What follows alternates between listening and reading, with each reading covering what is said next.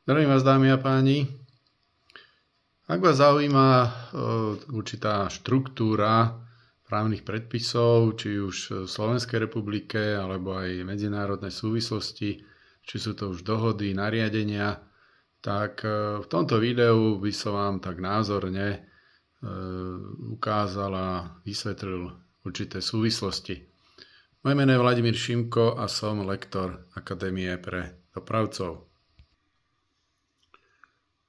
No, tak tu máme názorne takú pomôcku k právnym predpisom. Taký určitý základ je Ústava Slovenskej republiky. Pretože sú rôzne názory a ústavných právnikov a rôzne diskusie. Avšak teda podrobnejšie to by som nechal na tých ústavných expertov. V budúcich videách si môžeme aj pozrieť podrobnejšie definície z Ústavy Slovenskej republiky. Čo je dôležité, že sú platné aj medzinárodné zmluvy a určité listiny, ku ktorým Slovenská republika pristúpila. Také špecifické postavenie má OSN a tá charta OSN a valné zhromaždenie OSN, takže tomu sa teraz to nebudem venovať. Čo je dôležité, potom ešte sú medzinárodné zmluvy. Povedzme v cestnej doprave je to dohovor CMR. No a ďalej tu máme teda zákony. Zákony a napríklad v cestnej doprave je to zákon o cestnej doprave číslo 56 roku 2012 zbierky zákonov. Dáva sa ešte taký doplnok znení neskorších predpisov. No a k zákonu je potom aj vykonávacia vyhláška, povedzme k tomuto zákonu o cestnej doprave, a to spracováva a predkladá Ministerstvo dopravy Slovenskej republiky a jednoducho vyhláška k zákonu už sa neschvaľuje v Národnej rade, pretože ten zákon má schváliť Národná rada Slovenskej republiky. No, ja to preto tak vysvetľujem, pretože to boli rôzne názory v minulosti po roku 2020, že určité veci vyšli a boli zverejnené vo Vestníku Radu vlády a boli diskusie a názory, že či to bolo v poriadku, či to nebolo v poriadku, pretože vlastne ten princíp je taký, že či už zákony a vyhlášky, ktoré schvaľujú jednotlivé ministerstvá, mali by byť zverejnené v zbierke zákonov Slovenskej republiky. No a pokiaľ niečo bolo vydané vo Vestníku, napríklad Vestníku Radu vlády, tak ak je v ústave Slovenskej republiky, čo je taký základný dokument, definované, že základné práva a slobody, ktoré sú teda už ako nadradené akoby tie medzinárodné ustanovenia, no tak ako je ich možné obmedziť jedine zákonom. Takže ak niekto tvrdil, a ja mám takisto ten právny názor, že sú právne záväzné nejaké také predpisy, ktoré boli schválené alebo boli zverejnené vo Vestníku Radu vlády alebo v inom takom podobnom predpise, no tak ako sú tzv. Právne nulitné. A ja mám takisto teda takýto názor a keď som komunikoval s jedným občianskym združením, tak od jednej prokurátorky som sa dozvedel alebo prečítal, že sú tzv. Právne nulitné. Takže nebol to len názor určitých odborníkov na ústavné právo, ale aj teda videl som to aj písomne od prokurátorky jednej. No, čiže to je už taká iná téma. Čo je ešte dôležité, že máme tzv. Nariadenia Európskeho parlamentu, napríklad v cestnej doprave, je to nariadenie 1071 z roku 2009, oni sú aj ďalšie, 1072, 73 a potom sú ešte špeciálne, čo sa týka povedzme aj prepravy a v súvislosti s prepravy zvierat, živých zvierat. Takže sú ešte rôzne nariadenia, Európskeho parlamentu a tieto boli zverejnené vo vesníku Európskeho parlamentu a to by sme si našli, keby ste dali do internetového prehľadača, tak zobrazí sa ten vesník a tam je to, potom tie jednotlivé platné nariadenia sú v rôznych jazykoch zverejnené a tam sa dá na ne pozrieť podrobnejšie. A dajú sa aj ako stiahnuť normálne vo formáte PDF. No, čo nás zaujíma, tak to je to, že súvislosti medzi zákonom, povedzme o cestnej doprave a nariadením Európskeho parlamentu, že teda ako to je. No, tak je to tak, že oni sú ešte aj smernice Európskeho parlamentu, ale povedzme toto, keď sú nariadenia, no tak tie nariadenia, oni sú také, že niečo sa schváli a sa v podstate sú potom záväzné pre štáty Európskej únie a mali by ich aplikovať do toho svojho vnútroštátneho predpisu. V tomto prípade do zákona o cestnej doprave číslo 56 roku 2012 zbierky zákonov. No a potom si ukážeme to v ďalšom videu, keď to budem podrobnejšie aj zbierku zákonov ukazovať, že je tam aj uvedené to, že v tomto zákone je taká formulácia, že je tam zoznam preberaných právnych aktov Európskej únie. Takže aj z tohto zákona vlastne bola tá súvislosť, že bolo prevzaté nariadenie napríklad 1071.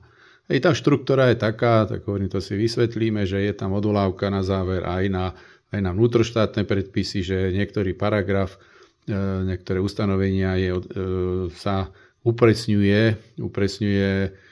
či už v obchodnom zákonníku, v občianskom alebo v inom vnútroštátnom predpise, alebo potom je tam odvolávka aj na konkrétny článok, paragraf, článok na nariadenie Európskeho parlamentu. No a čo je dôležité, že jednoducho aj ten zákon a vyhláška vychádzajú v zbierke zákonov a mali by byť zverejnené. Ono potom si ukážeme aj to, že ako sa dá pozrieť aktuálny zákon. Sú tam aj ako vzťahy, taká položka, také menu na vzťahy a tie vzťahy, to je napríklad vyhláška, ktorá upresňuje podrobnosti k niektorým paragrafom zákona. A všetko by ste to našli v tej zbierke zákonov, to je slovo-lex.sk, ktorú spracováva Ministerstvo spravodlivosti Slovenskej republiky. No pre úplnosť ešte sú technické normy, či tie sú tak čiastočne ako mimo tej štruktúry a mimo toho základného, že kde čo je zverejnené. Takže to sú ešte technické normy a tam sú povedzme, že čo máme aj na seminároch a k vedúcemu dopravy témy, tak tie technické otázky a sú tam rôzne čísla, rôzne rozmery, hmotnosti. Takže to sa definuje potom v tých technických normách. No ono podrobnejšie sa tomuto budem venovať už v pripravovanom klube, ktorý má názov Prémiový klub Akadémia online dopravca. Tak ako som už aj informoval v podstate už koncom minulého roka, že takýto klub bude a je to už štádiu takej prípravy, že reálny predpoklad je ten február 2024, kde by sa podrobnejšie potom by som sa venoval teda tým jednotlivým podrobným definíciám a súvislostiam medzi tými rôznymi zákonmi, predpismi. No a preto to aj ešte teda vysvetľujem, len tak naznačím, že aká chyba sa stáva, keď tak komunikujem na seminároch, že niektorí argumentujú tým, keď si to vysvetľujeme nejakú problematiku, tak že právnik im povedal, že v zákone nie je nejaká definícia. Lebo napríklad taký typ, že v zákone cestnej doprave je povinnosť, že má byť označené vozidlo dopravcu obchodným menom. To je paragraf 7 konkrétne zákona. No a vo vyhláške k tomu obchodnému menu máme upresnené, že rozmery písma majú byť výška minimálne 30 mm a hrúbka toho písma, výška hrúbka písma 5 mm. No a argumentujú tým, že však v zákone to nie je. No tak to je pravda, že v zákone to nie je, avšak jednoducho, keď sa to má brať ako komplexne, že čo kde je definované, tak treba brať v podstate ten zákon a vyhlášku ako v podstate ako taký celok. Ako taký celok. Takže, lebo niečo je uvedené v zákone a niečo je uvedené v tej vykonávacej vyhláške. Takže ak chceme dospieť k nejakému právnemu názoru, no tak treba si to takto pozrieť, takto vyhľadať. A čo je ešte dôležité, v minulosti sa stávali určité chyby, že v tomto zákone o cestnej doprave bola odvolávka na nariadenie Európskeho parlamentu. A napríklad, to len spomeniem na taký úvod, tiež sa tomu budem podrobnejšie venovať, finančná spoľahlivosť dopravcu, ktorá bola určitým spôsobom definovaná v zákone o cestnej doprave,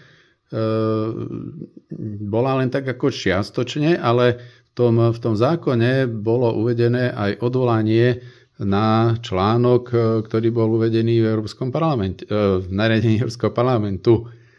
No a tam došlo v praxi, by som povedal aj, že tie úrady, niektoré úrady porušovali to nariadenie Európskeho parlamentu, pretože postupovali len tak, ako to bolo uvedené v zákone a napríklad poistenie dopravcu neuznávali ako na preukázanie finančnej spoľahlivosti dopravcu, ale bolo to uvedené jednoducho v nariadení Európskeho parlamentu. A to bolo od roku 2009 uvedené.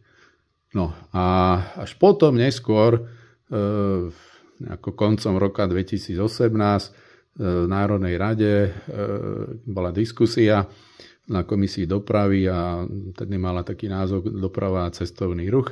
No tak ako potom sa to zapracovalo do vykonávacej vyhlášky.